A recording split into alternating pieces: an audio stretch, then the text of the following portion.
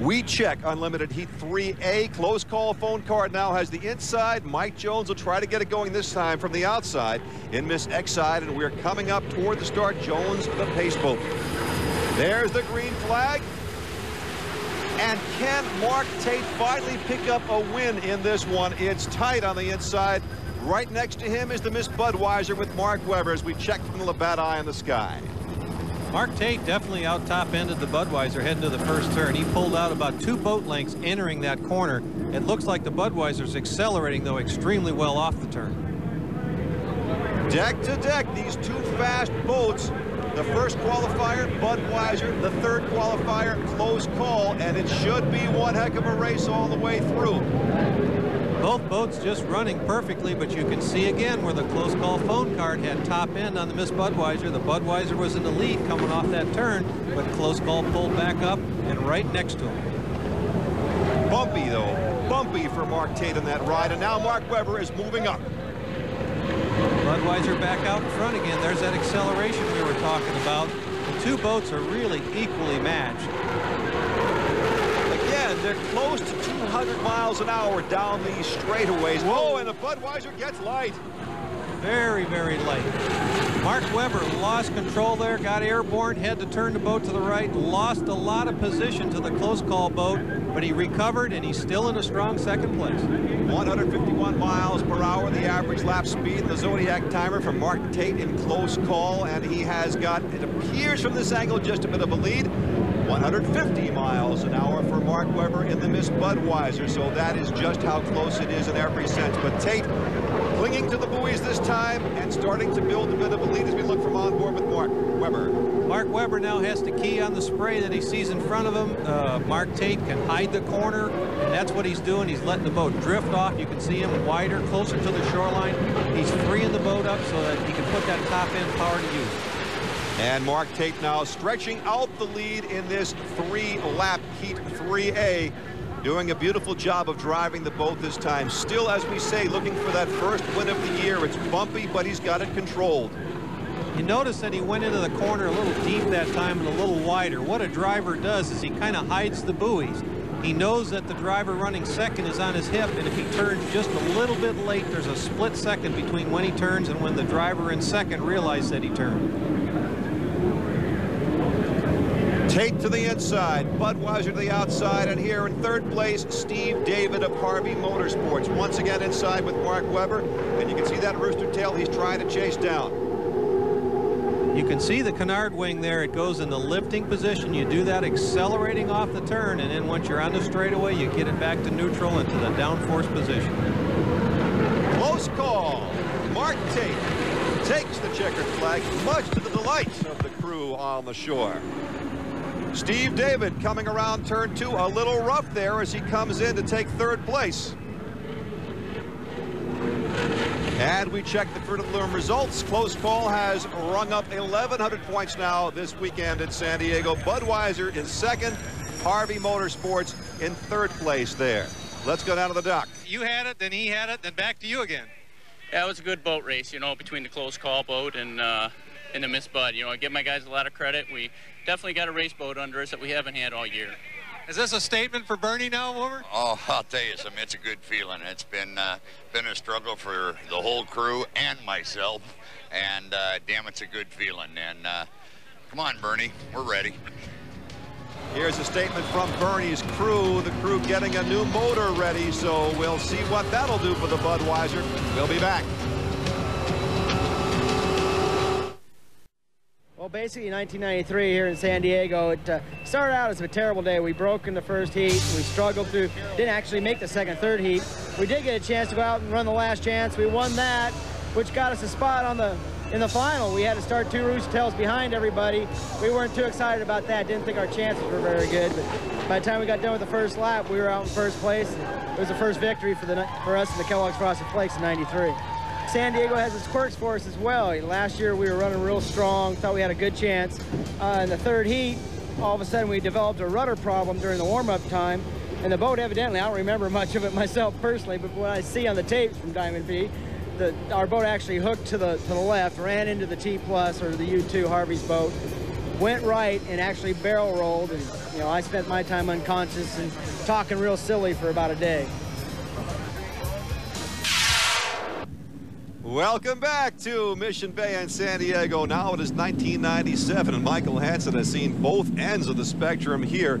Pico American Dream will be on the inside as Mark Evans goes for his 3rd consecutive heat win and still trying to get his 4th consecutive overall win here on the Unlimited Hydroplane Tour. Computers and Applications with Ken Muscatel will be on the outside, pacing the field as we head for the green flag in Heat 3B. Mark Evans has yet to have to face the Close Call or the Budweiser here in San Diego. DeWalt Tools in lane 2 with Michael Hansen should be the most competition. And there's the green flag. We look from the Labatt Eye in the sky. The wind is going to be a factor in this heat. It's definitely picked up throughout the afternoon, but Pico has that inside advantage. Hope DeWalt can pick up the pace a little bit. He's going to have to start standing on it. Mark Evans, since coming over to this Pico team this year, tough start. First 4 races again went to Dave Villwock and Budweiser, but now he really has come on, even to the point where he flipped over and came back to win. Well, that's got to give a driver a lot of confidence, knowing that he's got a crew, or crews, we should say, because they've got 3 teams, 3 boats at this race, so there's a lot of people available to them. But knowing that they have that depth. Speaking of team, Nate Brown of Deja Vu, part of the Steve Woomer team, now in 3rd place in Heat 3B. And as you said earlier, the team concept has really helped Pico. 148 miles an hour, the Zodiac average lap speed for Mark Evans, and he's out in front once again. He's got this race well in control. He's doing everything that he needs to do as a driver to protect the lead. We've got the DeWalt running a fairly close 2nd, but actually a little bit wide. I'd tuck it up a little bit and try and get a little closer to him. That seems to be what Nate Brown's trying to do in Deja Vu, coming in at one point very close to the rooster tail of DeWalt. The Zodiac lap timer shows us Deja Vu going 148 miles an hour, the average for that lap, as he tries to move up on DeWalt, which also is going 148 miles per hour. Go back and see that Pico did 148. That makes it unanimous. But again, Pico's got the inside. He's got the inside lane, the water conditions. This is a 3-boat heat, so the water conditions are going to be the best they're going to be all day long. We have the wind is still a factor. You can see it chopping up the water a little bit at the exit there of that turn. Well, get out the broom once again in the heats for Mark Evans, because Pico American Dream has taken Heat 3B. That's a perfect day so far as we watch a good finish from the Labatt Eye in the sky, but they do finish 1 for Pico, 2 for DeWalt, and 3 for Deja Vu and Nate Brown. Appy and Geronimo, Computers and Applications, more problems. Neither boat able to get it going for this one. More problems, too, for Brian Reynolds in the Lumar window film. Not his day. Here is the front 6 for the Unlimited Finals. And Pico will have the inside, then Close Call and Budweiser. Let's go down to the dock. Another solid 2nd place, but you want 1st in the final. Yeah, we wanted 1st there, too. We'd like to get 1st every time out. It gives you a better lane selection. But I think we'll have the fourth choice, so at least we won't be too far out. How'd the boat ride? It's running real good. I mean, considering how much wind we got blowing from the right side on the back straightaway here, we got a pretty decent boat ride. Guys might tend to have trouble with that come the final. Over the Close Call pit, it appears the boat has lost its other shoe. The crew is hard at work. We'll be back with more from San Diego in just a moment. In earlier Unlimited Light heat action, Stratton gave Miss Leroy and Randy Haas, who had taken an earlier heat win, a run for 2nd place. But the checkered flag belonged to Bo Scheid in Alamo. And while the final had yet to be run, Bo piled up enough points to close out the championships for the Unlimited Lights this year. The win for Ned Allen and his Alamo team. So here's the starting lineup for the Unlimited Lights final. Dave Bender's got the inside. Doug Brow taking over for Phil Bonaccini in lane 2, and Pocket Mechanic on the outside is Randy Haas and Miss Leroy, and just inside of him, Bo Scheid and Alamo.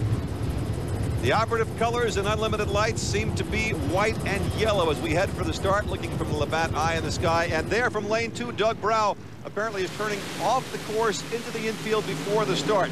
Green flag, and we are racing. Unlimited Lights. George Stratton exiting the turn first. They worked round the clock putting the rudder back on that boat to get it ready for this final heat. This is the boat that George Stratton flew upside down, did a 360 in Kelowna, and came right back, landed right side up, and drove into the dock. He then went on to win later in that same boat. Alamo Rental Cars down. I believe they've been having propeller problems all day long. I hope this is not another propeller problem. No problem so far for George Stratton. Here he is running strong in the lead. Back in the infield, we take a look now at Pocket Mechanic, which went off the course right before the start of the race.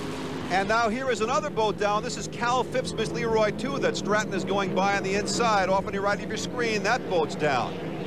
Randy Haas getting a little bit of air underneath there, running a strong second place in that upper corner.